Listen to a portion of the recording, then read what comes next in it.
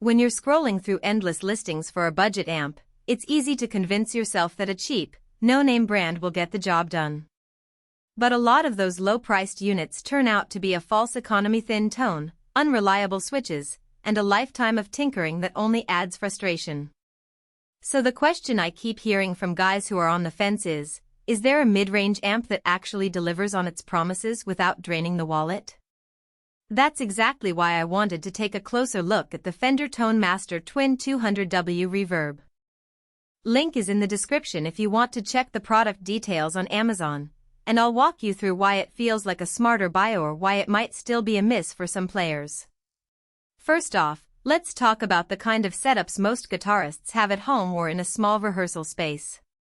You probably have an electric guitar, maybe a couple of pedals, and you want an amp that can handle clean jazzish cleans, crunchy blues tones, and the occasional rock lead without sounding like you're shouting into a tin can. The Tone Master Twin promises 200 watts of power, a 12-inch Jensen neodymium driver, and a pine cabinet that aims to mimic that classic Fender tube vibe. The headline specs sound impressive, but the real test is how it behaves when you plug in your favorite set of pedals and start riffing for an hour. From a practical standpoint, the first thing I noticed is the way the digital processing handles the classic Fender circuitry. Fender has spent a lot of time modeling the signal chain, and the Tone Master's 100-watt digital power amp actually gives you a surprising amount of headroom before the sound starts to compress. In my day-to-day testing, the clean channel stayed crisp even at 75% volume, which is a big deal if you're playing in a bedroom and don't want to slam the walls.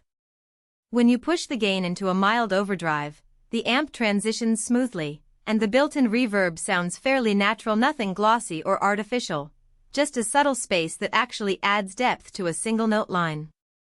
One of the biggest concerns for people shopping in this price bracket is reliability of the speaker.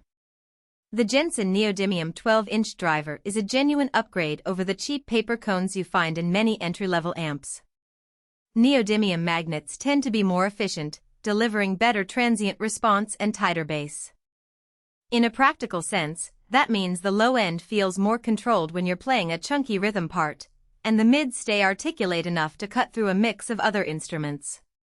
I tested it with a bass player in the same room, and the Tone Master allowed the bass to sit in the low frequencies without muddying the guitar's punch.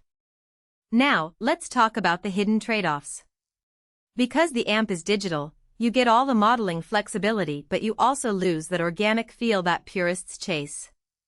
Some guitarists say you can hear the difference between a true tube amp and a digital recreation the moment you start playing heavy blues licks.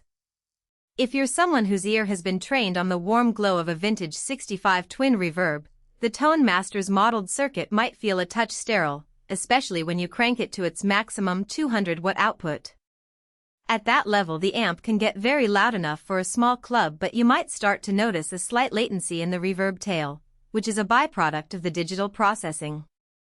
Who should buy this amp? If you're a semi-professional or serious hobbyist who needs a versatile platform for jam sessions, home recording, and occasional gigs, the Tone Master Twin hits a sweet spot. Its 200-watt rating means you can play at full volume without worrying about the amp breaking down, and the built-in reverb saves you a pedal slot for other effects you might actually need, like a delay or a chorus. The digital interface also gives you the ability to store and recall presets, which is handy if you share the amp with bandmates or use it in different musical contexts. On the flip side, if you're a total tube aficionado who swears by the feel of a hand-wired circuit, or if you only ever play at low volumes in a tightly controlled environment, you might be better off with a smaller, truly all-tube combo that delivers that sweet spot tone without the digital layer. Practical strengths are clear. The tone modeling holds up under real-world conditions, the Jensen speaker provides a tight low end, and the 12-inch pine cabinet has a solid, resonant feel that makes the amp feel larger than its size suggests. The built-in reverb is genuinely usable, and the amp's power handling means you can use it for both bedroom practice and a small venue run-through without needing a separate power conditioner. Also worth noting is that Fender includes a 2-year warranty, which adds a layer of confidence that many budget competitors simply don't provide. On the downside, the digital nature brings a few inconveniences. The rear panel isn't as intuitive as some analog amps. You have to